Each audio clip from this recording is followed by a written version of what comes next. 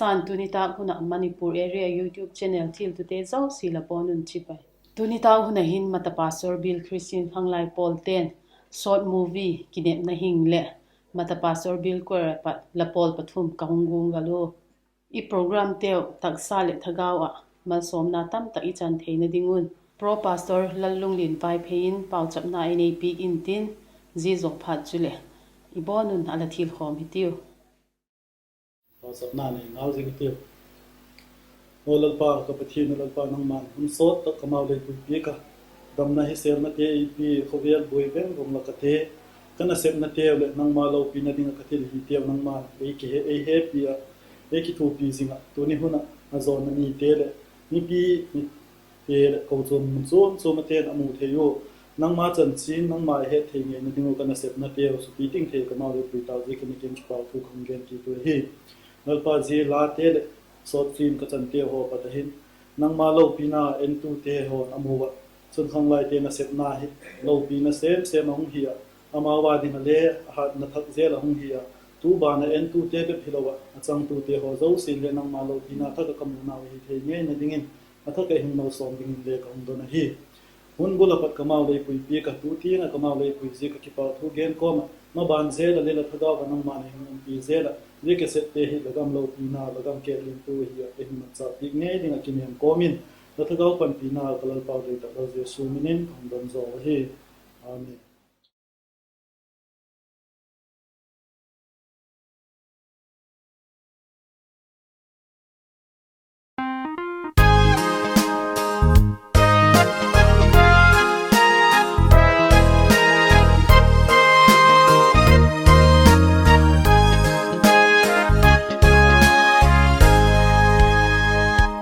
Vaihawm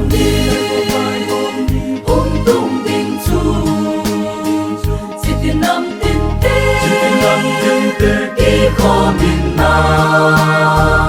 Amao chan chin la Gen chia din na Raptani adin Laki sa zo tam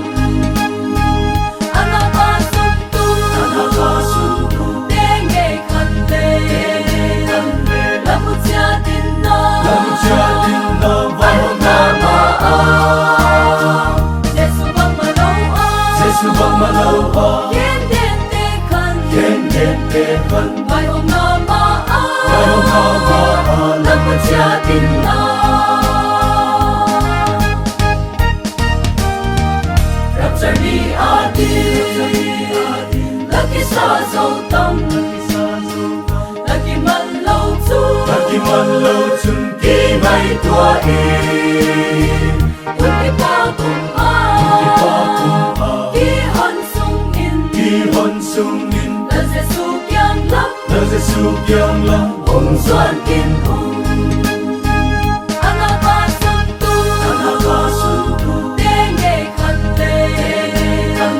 Lamu chia din na Vaihawm na ma Jesu bang ma lo Kien den te khan Vaihawm na ma Lamu chia din na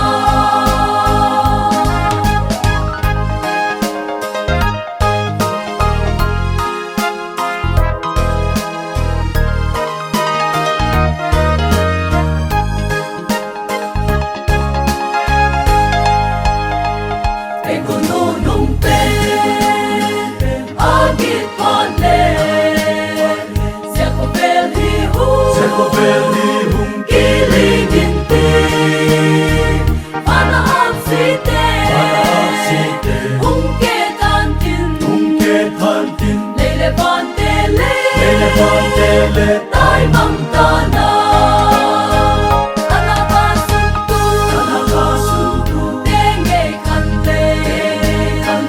Lamu chia din na Vaihawm na ma Jesu bang ma lo Kien den te khan Vaihawm na ma Lamu chia din na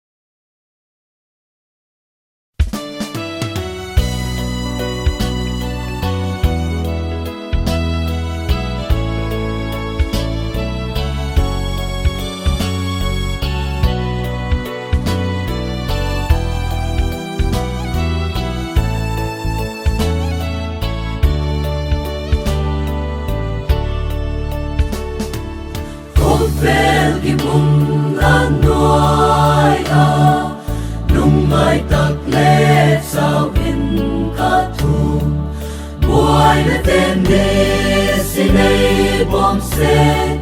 thep na sum pi te a si la kiam a le pui lo chun o hey to kin a ki lo wi pi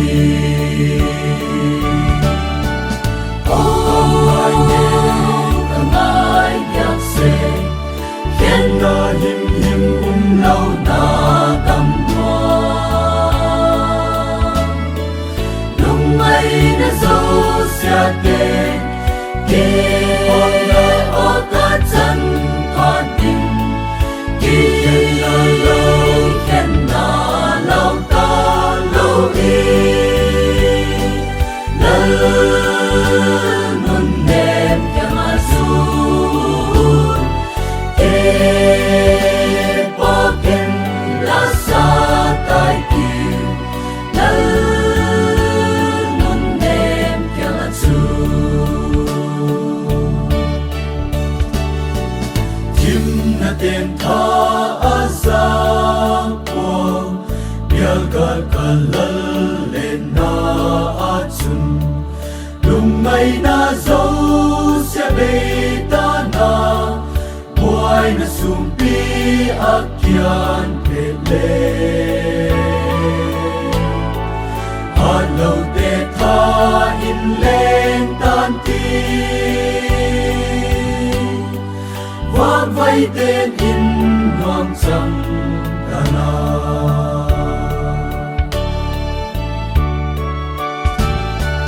Dam sung ay don zosia'n Lalpa'n la sol hi sing tahen Lumay ni le kipak ni te Hak sa bangkwal tung le le Siyahi ka ton la tu hi he Lalpa'n kaya din mal soli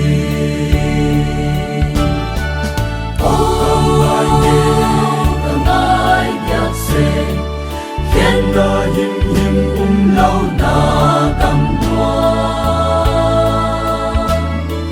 lúc mây đã dấu xa tên khi na ô ta chân con tình khi na lâu ta lâu đi Lal Nunnem yang azul Kipakin lasa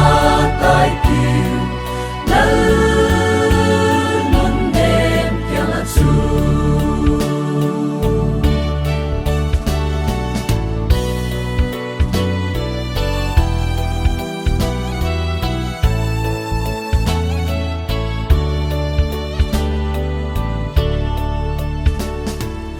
Van kanan takut suaka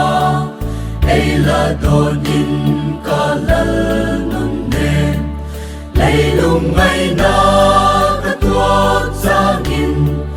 Kakana kwa ason yan se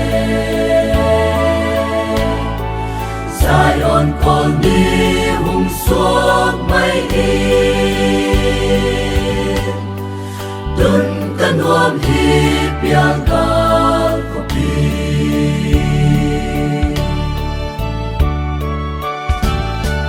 Kagen thei na ngai puang ka Lasiam gam nuam ka tun te le Dam sung boy na te tel tang ka Lungay na zosia'n Setan ziaka katum nahi Hey happy tu kiam tu diba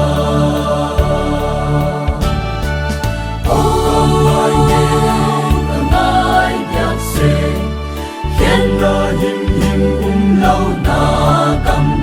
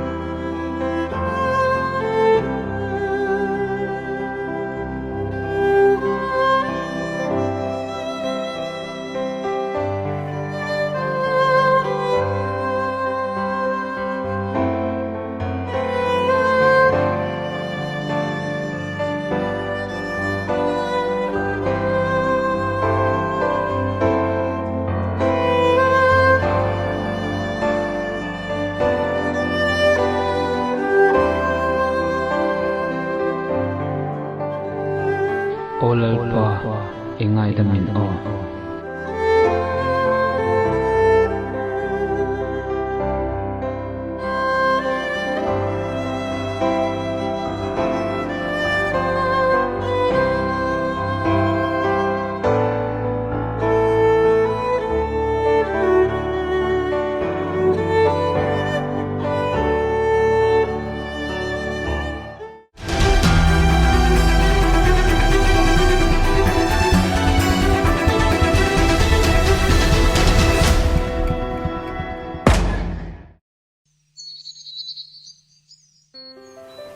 Sếp Thôi Abang itu cana hau lo zona short people hak sako jingka thode don lo ba COVID-19 jeka lockdown tu ni ke panding insung poi ma kai khom ninga tam tamai ne le chak tho sep ta gen chen mo tho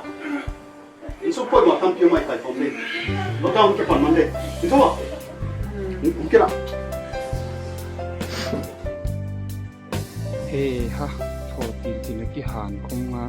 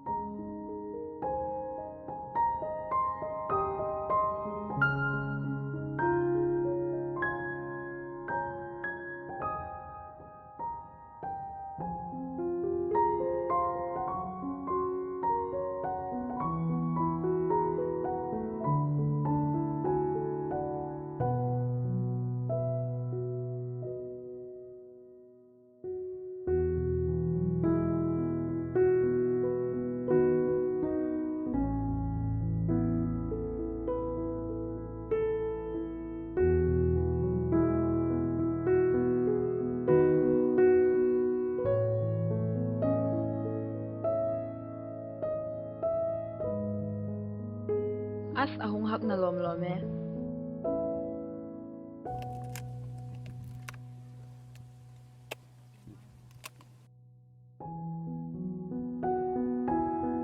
ong vai ge ya ale bang ti hi mola muk chule kan khama fa hil jinga ong vai ge deu ka hem le Bang le ka pipoi. Mo ka lahong vai gay dew kha kala thomao khai. as kong vai ge deu khai ti mo ng ta kun wa kitung wak ti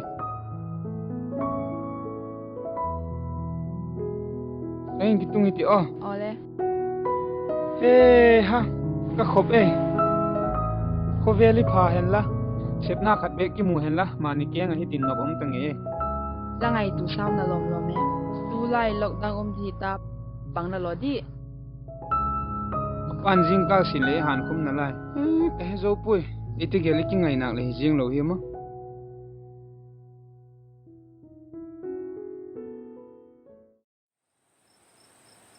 Tumno tuni Joseph to lanu chanu na sepdi ki gena hille ala hil deu lo le hi COVID-19 je ka tuni lockdown ke pangta in sunga sep le bol di don lo hi la lo Joseph so le tu chum lo ham om le bak ko tango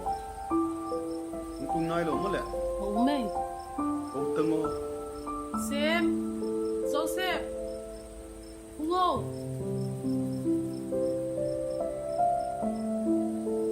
Bằng ti min khẩn bế cầu lê lê hỏi ngay Joseph tu in kala na sepding ki gena COVID-19 lockdown ke pati zika sung ne le chak poi mo au kai khom ding ki gena hoila ma chele he mana ngau be be boy pi mo ai lo le bang hi ba ba yin mo ne le chak ding le in sung le ton te bang tilom lama pi la tholo sana nam lo ko la bon su le khoi lo ko ya rom nang ke khop nang na ya mut fu be la Joseph thiên hi le ngai sak de min la ke khop na nei di la pu chle ba ko ba Apu chule chol thim di Ai muta Eu sim ni zing ti wa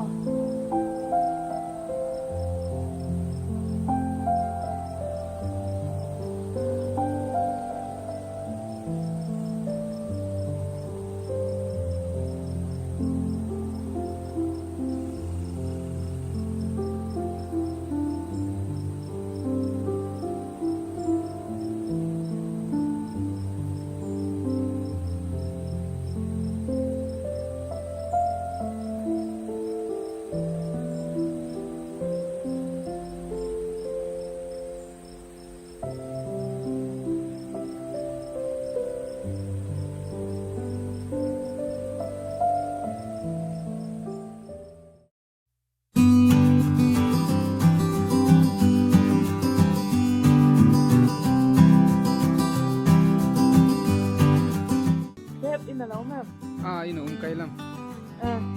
Loi te to ki mu seng na wa kha ki mu to de ke ti wa ki ka di la ha bang thu hi ma phot le china munin ke kom ta ven ti huma hun ki sa ke de pot ka tai ole ung ki sang kale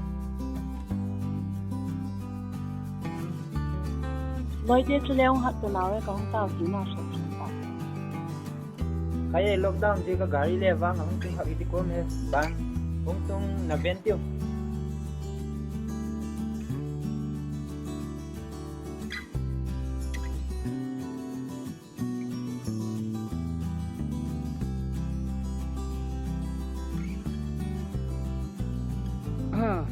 bang thu hi ma Duma try la ka kun na pa me ti pa khan pung sa ti mi hi tu hi amao football academy or our football academy so in ding ai ko in tin si pai ti ka te it ver kule e ta kong ki pa ti ne nang le usan le jeng ti lo mo mustakin ka pasal nei man khat ve ani committee o hi hong tung mo sel sal nang le sep na thak nei hi lo mo sep na thak le hi set lo en te kal ma kha kha ke Instagram na ka pon se ka post mo .com company je khana la mun te no ni contact na lo tu hi interview ding ang ko in te no ka ke vele leng suk ta veng ka te ui ka hong ki pak pi ta loi ka wedding gown di kha nang ku ta ka ko e o allo thei wow ei le lo lo tin now lob na comment within academia kaloi te khat uma vaki hui thai ti o good idea ai chu va lam di mai chu la mo hong teu le ngo hong kino as kin te kina ui dan cheki da mia chu va lam di mai tu aski ka ba nung sang malam ko ti lang ako kelang ki sang ka dami lang ako bay di ko hong kino wa eh hong kino taon ang ko lang di kayo mi nga ti ball hello eh oh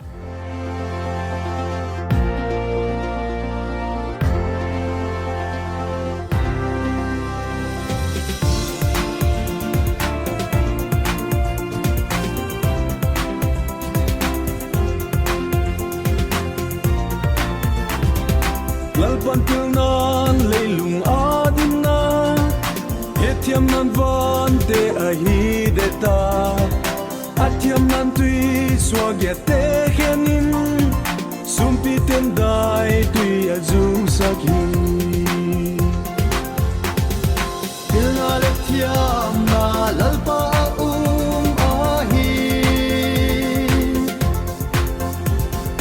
Amazami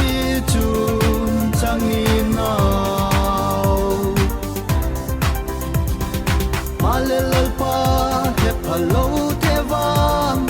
mi pil ngai in lo a hi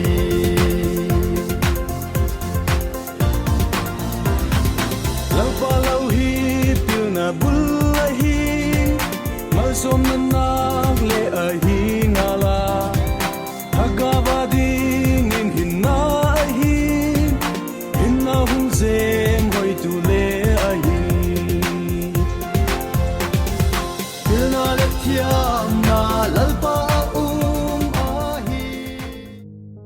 alang ti ka thim ka samdan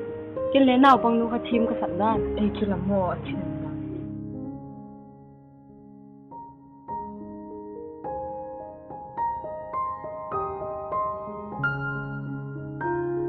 ala pe tang ko chinu mule bye kat ve cheki ti wa ole e ang pha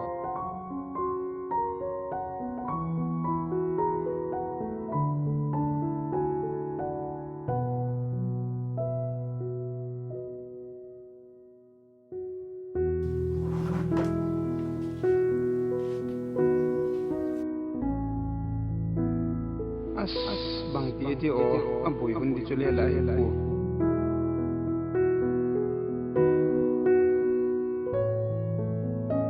Sep hung tung ta mo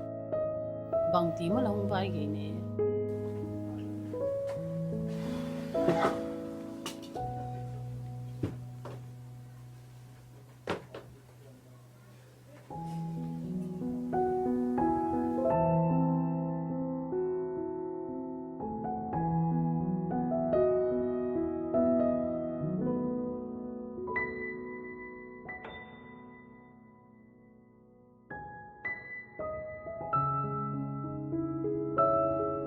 Sep an ka thu zo ta hun kine ka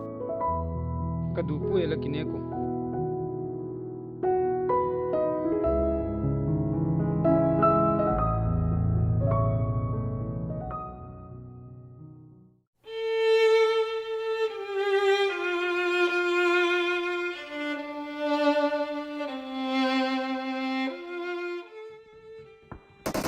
I need a gun.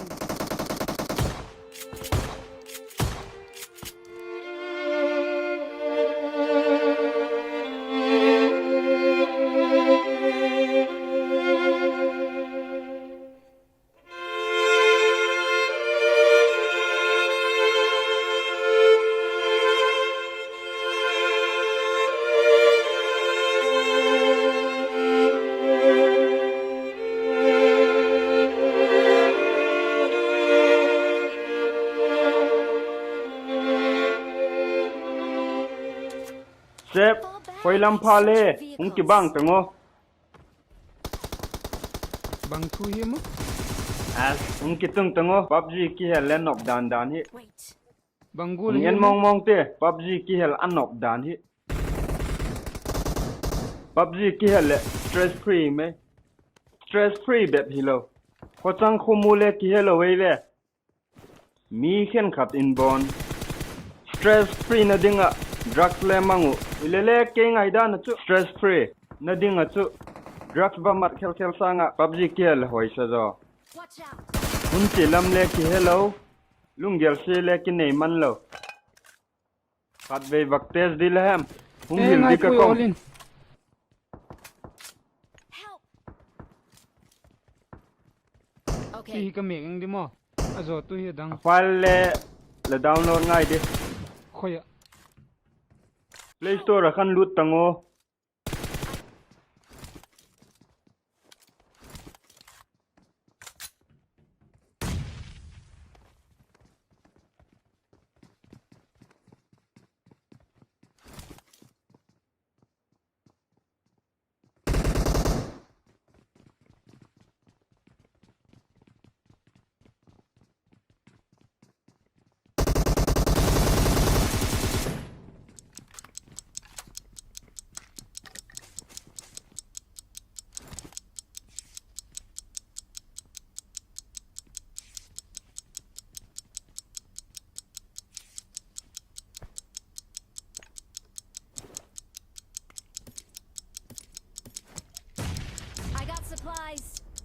I got supplies.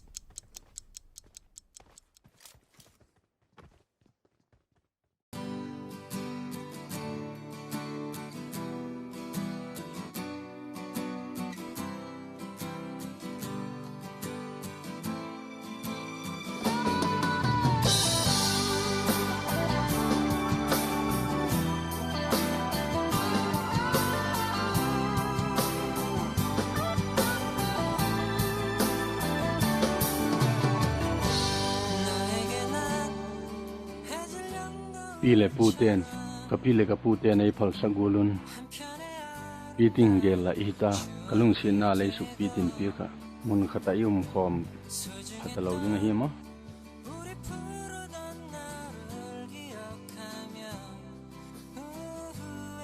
Sang, la thu dian chu kahun ni na hi po lele kilong si ki khat kan ei jitin. La lung pu chung mo su ki thei pung ka ei he thi mo. Kalung si na bang chu midang katay talaw din kahi iya lahi jing ao. Cetay ti oh.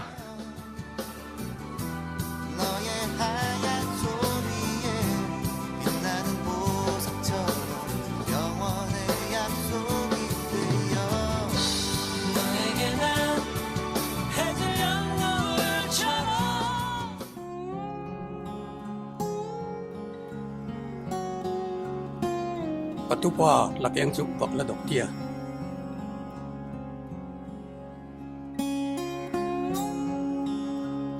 tu ni hi lakyanga again nok ahun zil kai nok na umahi la loi la pai te enin la mil lotin na nei sau tawa ea ten bang tik le lotin na ahung nei diam tia ithil jing laya nang la isiam phat mong lo tu lo dan te hi ahung ena zegula hin khosu poiti katupa jingkal sot pi lum phone mek jiang ma khela tai jiang jing tho hun le sep ding bang umem kapun bang septi kapin bang septi patiem ki lo tu sanga monum le toi zo ngum ding tong roi sakahi siachon kathuge te lapila patin lang tep te lang le tualin hi thak kin lang le chin tong roi sakahi ala he jing o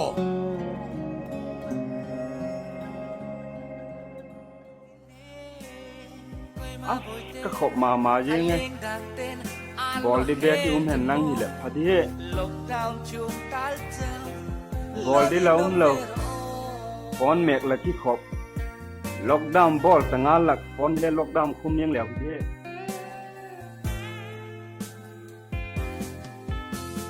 kan runin som tua jol jawa khane kum neo chule bang a hi dio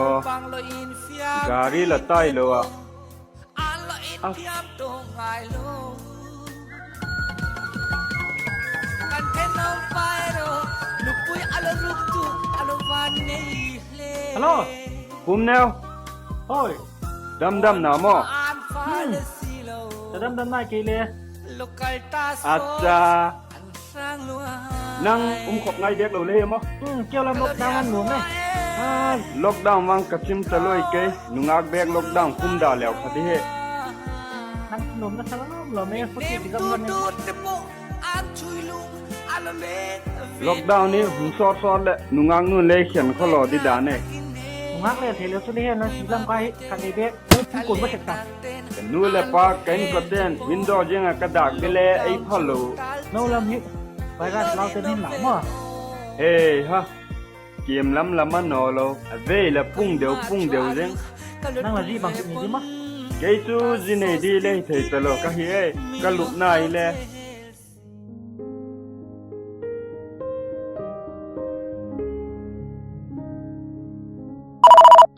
phone hung hello u là bui em cái lôi pa cái lôi tên hung có luôn vật có hello là bui lâu lẹ có không kim mùng pi vật thầy đi thu gen đi khó khăn cái này à quan là vật gen zing đi cho nó phụ es bul cột salmona là ngạc in có tu mama hi hung zing ole hung cái sang cái lẹ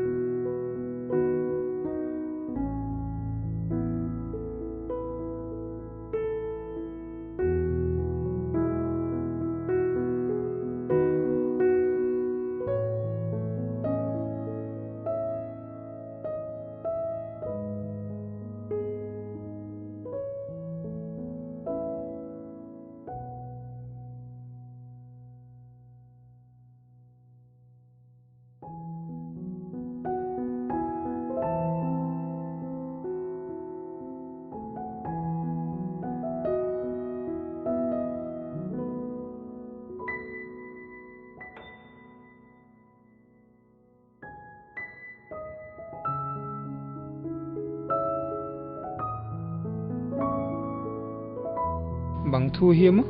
tu lai ta kala hung ki mu di la hung vai som jinga bangati zan ta kong ko la ka pick up lawa kala imu kai khalang le zo gen ki the game ke helna status salong update khala imu tan la kati kong subui nom se pui khalang lom la mak ne dam sunga hak sa ni hin kipak ni hi talen la thalim building a hong kai te ve tu din mun a dingin alem chang pon lalung gel thak tia bangkim ka vel gel zo vek a hi tai ikitepna alung si na hi ulumunte thik sang sang le sang roi la ti kha heta lo ma bangati tu hi la thalim building a kong pha ta hin dot lo dai lawa alung gel ti sa gule le ko isi na hem la ki oi ne hem kalung sit lo zik wang ei pui in sung din mun hak sat dan le het sa hi lo hi ham chom khat ei nga na lai ham ham in o u ngak thei ta pung ka alung si na san de si in thong kum thei ta pung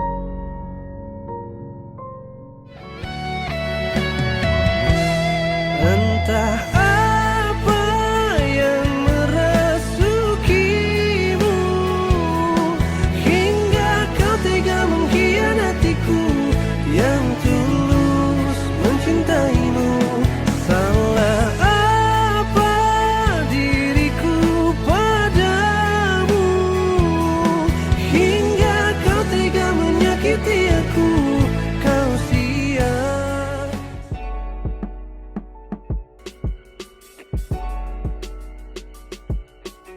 Lên chuyện hết chưa? Ole.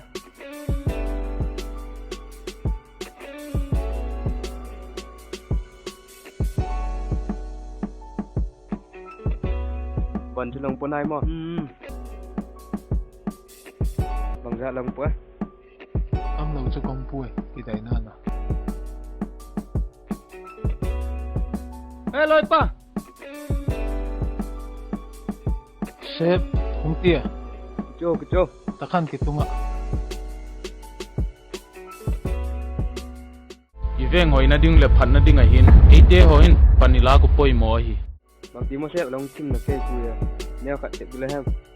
bằng hi ma la gen su kaman pan Trăng nem ở cùi léo mày. ngak no dong khen hele Khay, chỉ làm bằng cho ai của em.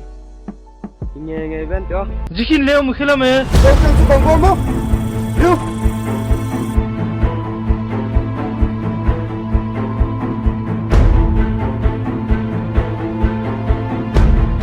tang mun ho hi kham thei bol ki kham kham thei jok ki kham hi ti hello la hi web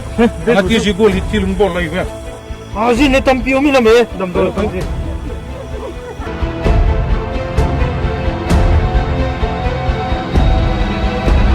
ji area philanthropic organization te hin ji gol thil phalo hi bol hi ki kham hi ji kin tu khelong sut jok tak loading wa hi tu la limukila hi social media ki thaja kin tin aban long bol jom ki tu hi chun ni sang action phau zo ki la dinga hi Ano hi nau ki pe doctor lo ding hi. Chiwa.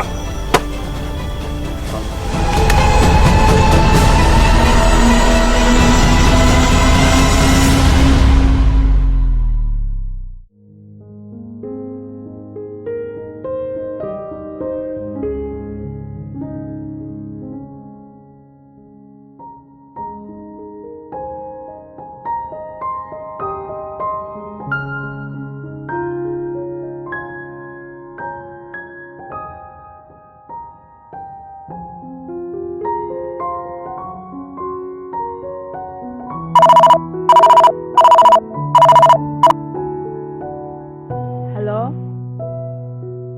Hoy. Bangle ka bol boy ina umay may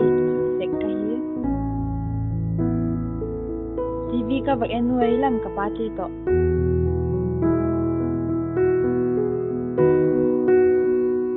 Oh, bang tua hi mo? Oh, ole. Bag en ka le.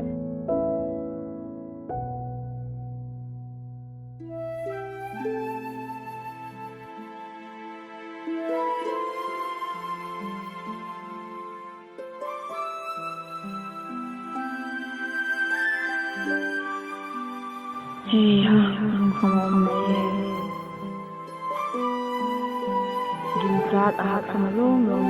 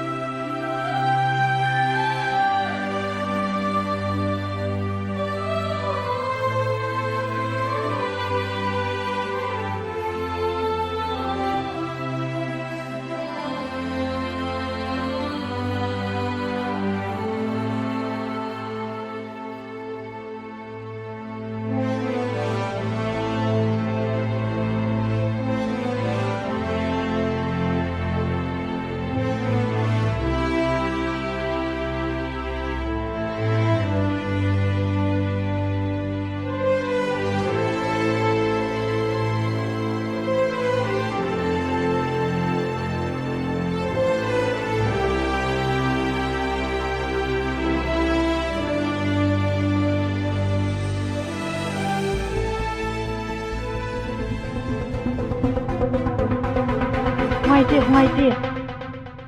Bang mo?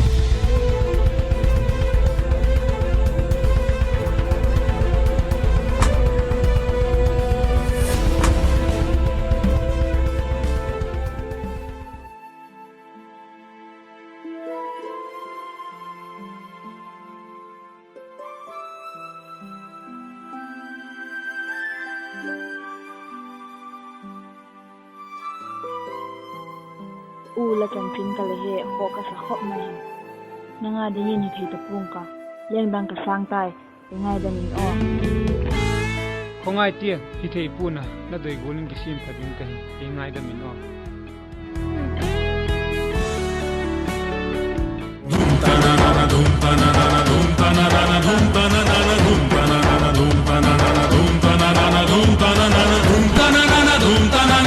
khongai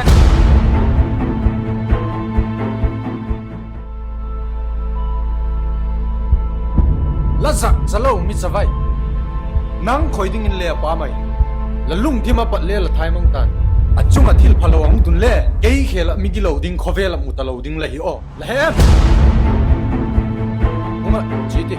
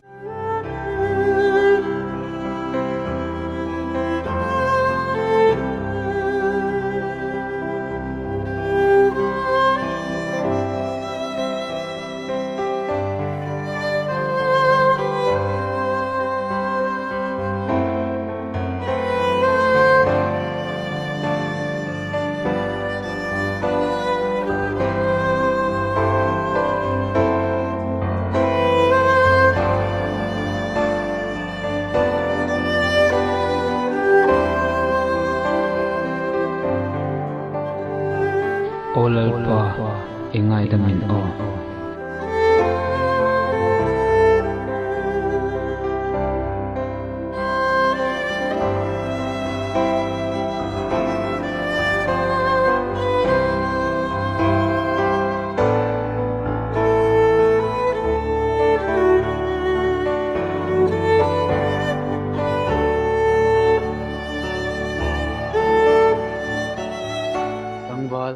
ala khungai ti jigula chila umle pathianin hungai dam tak tak na dia diam hungkum sukin lathil bol go chuwang ngai tu thak ti bangolin umleng le iya dingin hinman na ta pui pathianin ngai dam thelo ani pui nangle hungai dam the hi hungkumin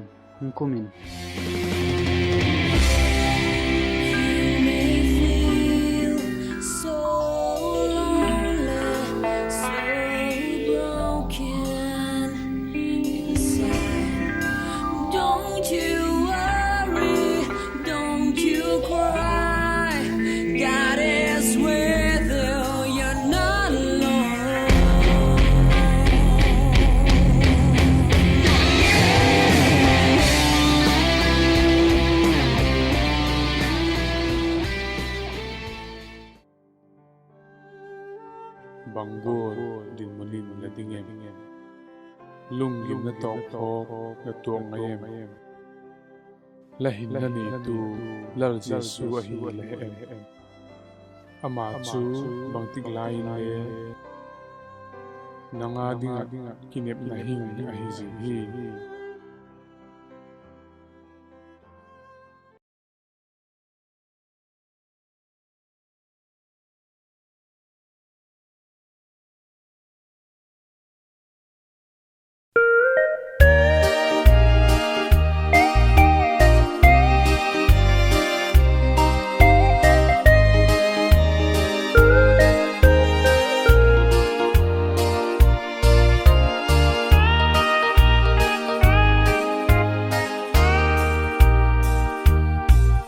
Zan Ngailona Mun ka kum tuang in ngak din Zan Ngailona Mun nong doi te aki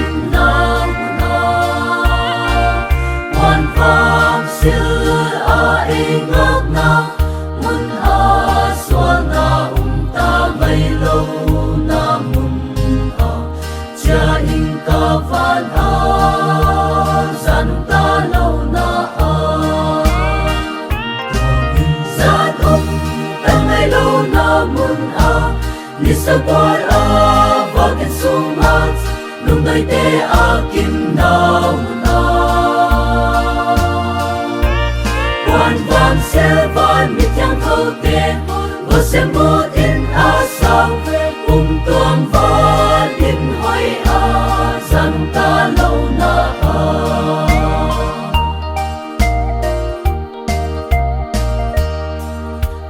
nan ấy tuang về lại mu qua in van năm in lên tàu in ca Zan lâu na mun lung đôi te akin na mun a ta huk dam palal sesun ka git lâu na ấy sop thian piak tan ziakun cha in ka van a Zan ta lâu na a Zan ta Ngailona Mun a ni sa war a vakin sumat nung dai te akin naw na wan van selvan mit yang khâu te vô xem một in asang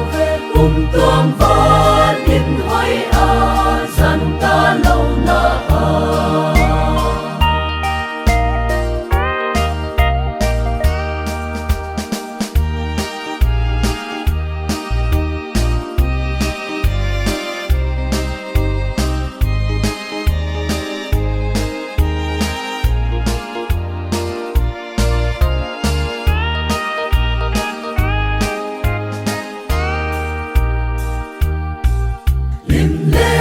kipak tuang ding in lung đôi chia sa te to van a Zan Ngailona Mun lung đôi te akin naw na athazak dai lim noi a kitsun kum tuang in chol kum kwa tang ka tin cha in ka van a Zan ta lâu na a Zan ta Ngailona Mun a ni sa war a vakin sumat nung dai te akin naw na wan van selvan mit yang khâu te vô xem một in asang